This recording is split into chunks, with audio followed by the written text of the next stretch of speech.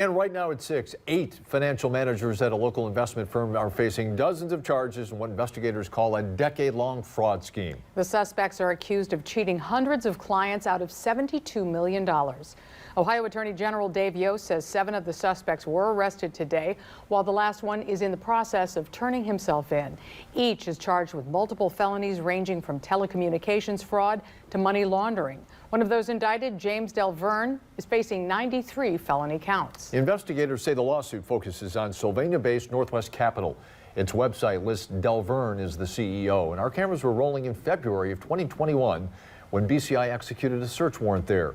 Yost says the defendants mismanaged more than 700 investments from at least 200 people between January of 2011 and December of 2021. For a closer look at all the charges, you can head to 13abc.com.